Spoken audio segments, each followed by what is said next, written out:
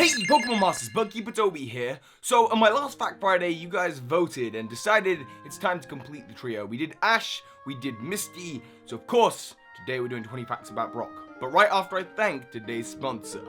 Amino Apps are sponsoring this video, and they have been sponsors of my videos before in the form of Pokeamino, a community app where you can post discussions, polls, fan art, anything Pokemon related.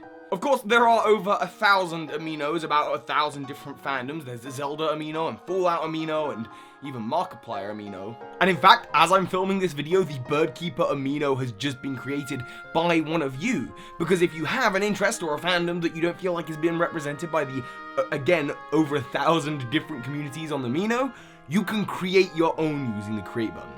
So I'm just going to throw this out there, everyone join the Birdkeepertoby Amino. And really that's what the Amino app is about, whether it's about Pokemon or something else, it's about meeting like-minded people.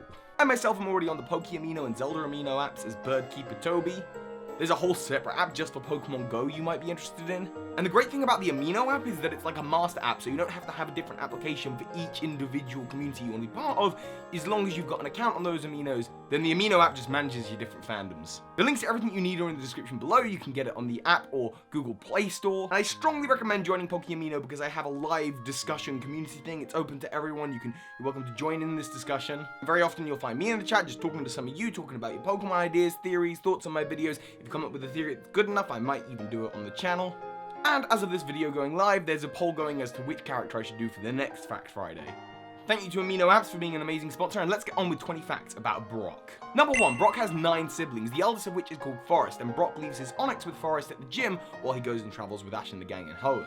And Forest goes and evolves Brock's beloved Onix into a Steelix. Number 2, despite the fact he's known as a rock-type gym leader, out of the Pokemon that Brock owns in the show, he doesn't actually have a majority of rock types. He only currently has access to 2 rock types, which are tied with his ground, water, steel, and poison types, so really he could be a gym leader of any of those. Number 3, Brock has a really weird knack for being able to tell when a man is dressed up as a woman in the show by not being attracted to them.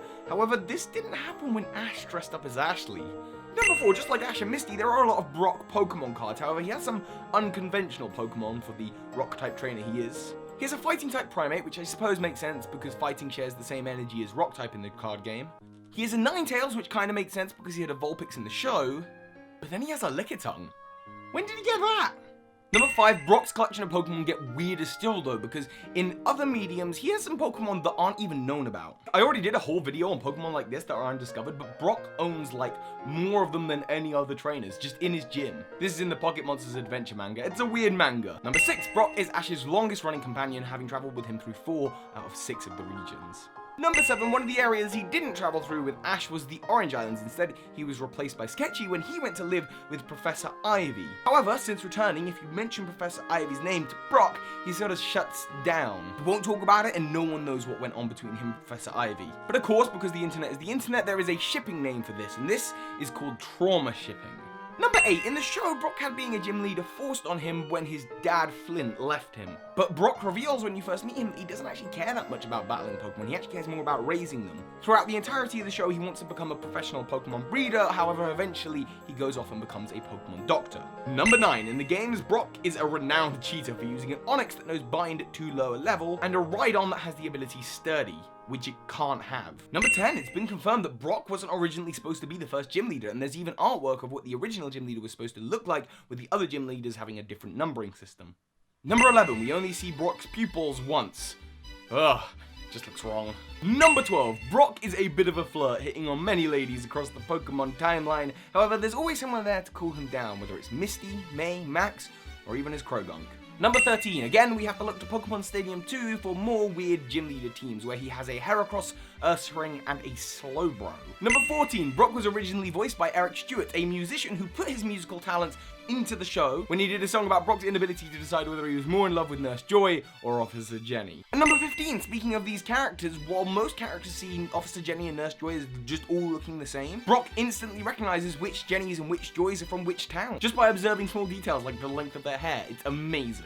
And number 16, speaking of being in love, being a bit older than Ash and Misty, he's able to see the well, just the little, shall we say the little affections between the two characters, and Brock, being older, doesn't think much of it, so he just comments on them normally, much to the displeasure of Ash and Misty. Number 17, in the games, Brock's highest level Pokemon is his level 61 Onix, of course. But you can only face this Onix in the Fighting Dojo in Kanto. Number 17, Brock is the undisputed master of puns. My favorite, of course, will be when he turned his frying pan into a drying pan.